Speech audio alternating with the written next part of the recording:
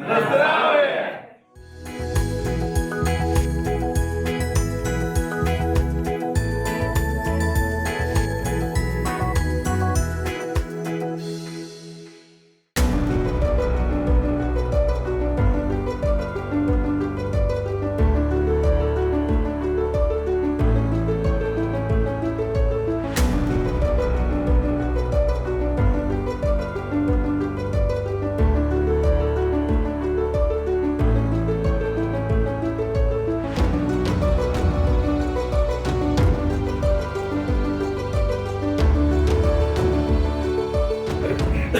Tukaj me nagovarja, da se našemu Valentinčku pozdravim, malo bolj.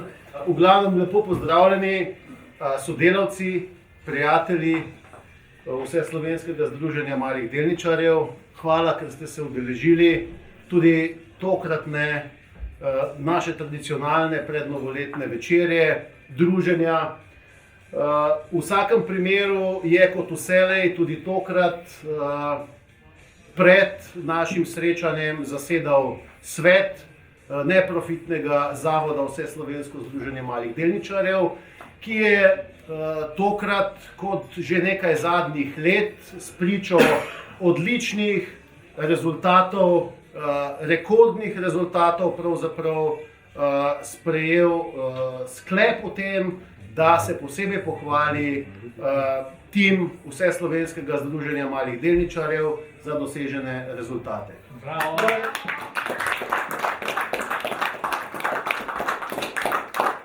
Z veseljem vam sporočam, da je program delniške podpore bil v dobrih 3 letih od ustanovitve leta 2016 nadvse uspešen in da smo v tem času v tem programu poskrbeli za interese in pravice preko 5200 manjšinskih delničarjev. V tem trenutku jih je v programu še vedno blizu 1500, za vse ostale pa smo zagotovili, da so dobili v tem času izplačila iz predvsem naslova skupnih prodaj, ki v vsakem primeru presegajo to, kar jim je sicer namenila finančna industrija, ki je preko slej njihove delnice, njihove naložbe razglašala praviloma za nič vredne. V posameznih primerih, govorimo o tisočih konkretnih ljudi, smo dosegli večkratnike, v nekaterih tudi 7-kratnike siceršnjih vrednosti. Mi smo se v 3 letih soočili s situacijo, da je iz 350 tisoč, preko 350 tisoč manjšinskih delničarjev v Republiki Sloveniji danes po ukinitvi brezplačnih registrskih računov v Republiki Sloveniji manj kot 100 tisoč delničarjev, manjšinskih delničarjev in investitorjev. Na drugi strani imamo evropsko dimenzijo. Vi veste, da sem sam že v 4. mandatu izvoljen v izvršni odbor Evropske federacije investitorjev, pravzaprav popolnoma drugačno politiko, prizadevanja in prioritete na ravni Evrope in Evropske unije, da se individualne investitorje in gospodinjstva in njihova sredstva angažira ravno preko kapitalskega trga v pogon evropskega gospodarstva. Pri nas smo žal priče še vedno ravno nasprotnim ravnanjem in pravzaprav je delniška opora edina, ki tukaj sploh še omogoča vsem tem, ki so iz naslova že davnih procesov lastninjenja in skozi ves ta čas še imetniki vrednostnih papirjev. Zato bomo v tem času in ravno zdaj pravzaprav smo, kot rečeno, ponudili ponovno predvsej unikatno možnost, da se skozi civilno družbo ti organizirajo kot člani in da VZMD prevzame vlogo poslovodje pri tem.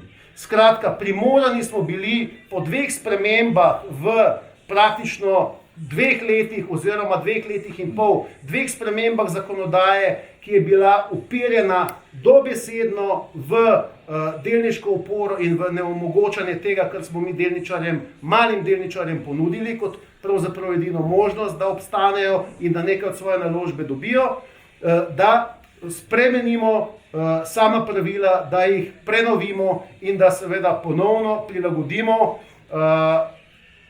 delniško oporo razmeram.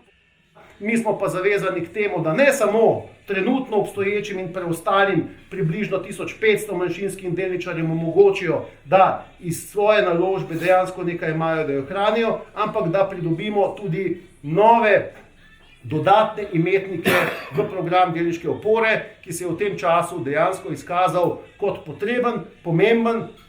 In za sam zaključek, iz tega naslova, morda vam bo to zgovoren podatek, smo v teh letih obstoja delniške opore samo iz tega naslova manjšinskim delničarjem izplačali preko 1 milijon 800 tisoč evrov, tako iz naslova skupnih prodaj kot dividend, česar verjetno vsaj v veliki meri od tega sicer nikdar ne bi videli. In menim, da je to samo po sebi kar precej zgovoren podatek, poleg naših siceršnjih aktivnosti, vezanih na iztisnitve, na delničarske sporazume in podobno, kar je k temu tudi še dodaten moment. Predsednik, mislim, da je zelo dobro in pa prav, da imamo neko organizacijsko-kadrovsko strukturo, ki se je oformila v tem času transformacije, tranzicije v Sloveniji, da zastopa tudi malih delničarjev. Ne glede na to, v tem pluralizmu nihanja, včasih malo bolj, malo manj, mislim, da združenje upravlja eno zelo dobro katalizatorsko funkcijo v tej naši državi.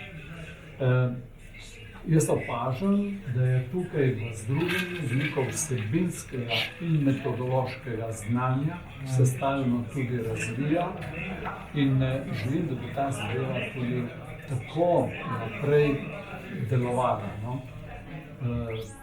Torej, brez tega združenja mislim, da bi finančni trg v Sloveniji, vse slovensko združenje malih delničarjev, če ne, ogrešalo.